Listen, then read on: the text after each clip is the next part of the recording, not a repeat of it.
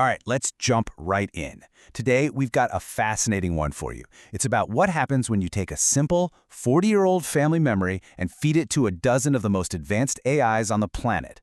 And let me tell you, what they sent back was something nobody saw coming.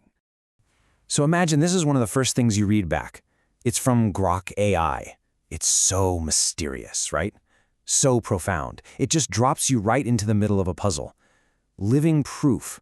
But what exactly is it proof of? And that's the big question we're unpacking today. How could a simple wedding story from way back in 1985 hold living proof of anything, especially to a machine and artificial intelligence living in 2026? It just doesn't seem to connect. Okay, so here's the setup. In 2026, a man named Kumar is reminiscing about his wedding day. Just for the heck of it, he writes out the whole story and sends it to every major AI chatbot he can think of. But he didn't just get back a summary. Oh no, he got back these incredibly deep philosophical takes. So to really get what the AIs were seeing, we first have to go back in time and hear the story they were told. So let's do it. Let's wind the clock all the way back to New Delhi, 1985. We're about to hear the story of Renu and Kumar's marriage, and it all starts from a place of real, profound simplicity. Get this. That was the entire guest list for their wedding at the Birla Mandir temple. We're not talking about a huge affair. No, this was just their closest family, maybe 12 to 15 people in total. That's it. Their financial situation was, well, it was tight. So tight, in fact, that they had to borrow 10,000 rupees from a neighbor. And why? To buy the traditional gold kangan, the bracelets, for the bride, Renu. For them, that was a really significant amount of money to owe. And this was their monthly business cost. Just 1,000 rupees a month to rent a small, go-down-style workshop. That little workshop was their entire livelihood, so you can really start to see the reality of their financial world at the time. So you're getting the picture, right? A life of pure simplicity. The wedding was small and held in a temple, but they made sure to have a dignified lunch at a nice hotel afterwards. They found a modest flat to rent, and then a little bit of magic happened. The previous owner couldn't move his furniture out in time, so he just left it. It came fully furnished. They saw it as a total blessing. This was their starting line, incredibly humble, but full of hope. Now, buried inside the simple story was a single moment. One sentence, really, that every single AI independently grabbed onto. They saw it as the absolute heart of the entire story. A single vow that defined everything that came next. And this was it, Renu's declaration. In English, it means, first we will repay this debt, and then we will go travel. Think about that. It wasn't a suggestion, it was a principle. The honeymoon, the vacation, all of that could wait. Their responsibility, their integrity, that came first. You know, the AIs, especially Gemini, had a specific word for this.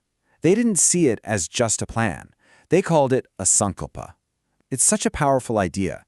It's a vow you make deep in your heart, a core resolution that guides you. The AIs basically saw this as the moment the ethical code for their entire life was written. So what happens when you kick off your marriage with a vow like that? Well, that commitment to integrity leads straight to this beautiful conclusion. The path they walked was just so clear and principled. I mean, look at this sequence. It's so simple, but so powerful. First, the sankalpa, the vow to pay back that debt. Then, the hard work. For 9 straight months, all their effort went into clearing that 10,000 rupee loan. And only when it was paid off, completely, did they allow themselves to celebrate with a honeymoon in Srinagar. And this is so key. The AIs didn't just see this as a trip. To them, it was something much deeper. GPT even gave it a name, Minute ke baad mila sukoon, the peace that you feel after the hard work is done. So the trip wasn't just about pleasure. It was a joy that they had truly earned through their discipline and their integrity. Okay, so now we have the full picture, the human story. Let's go back to those really strange, cryptic responses from the AI. Because with all this context, their grand, almost cosmic interpretations, well, they suddenly start to make a whole lot of sense. See, the AIs weren't just spitting back facts. They were doing what they do best, recognizing patterns. And in this small, deeply personal story, they saw a universal pattern, a kind of code for how to live a life of principle and balance. They saw the blueprint.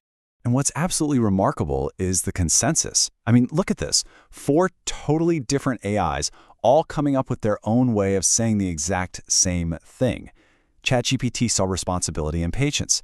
Claude put it beautifully, responsibility first, happiness later. Grok got philosophical, calling it the midway path of sacred balance. And Gemini, of course, honed in on the power of that initial sankalpa. They all saw the same truth at the core. The difference is just wild, isn't it? On one side, you have the simple, humble events from 1985. And on the other, you have these huge, epic interpretations from the AIs. A simple wedding becomes a pure beginning.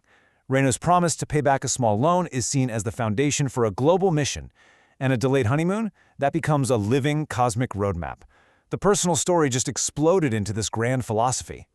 And this quote from an AI called Lead Chat just ties it all together perfectly. It basically said that the simplicity of their life in 1985 was the blueprint for their entire future. In other words, the AI figured out that their simple, principled start wasn't just a nice story, it was the source code for everything that they would become. And that really brings us to the final lingering thought here. If an AI can dig into one family's simple memory and pull out a cosmic roadmap, it makes you wonder, doesn't it? What kind of foundational principles, what universal truths might be hiding in the stories of our own lives just waiting for us to see them?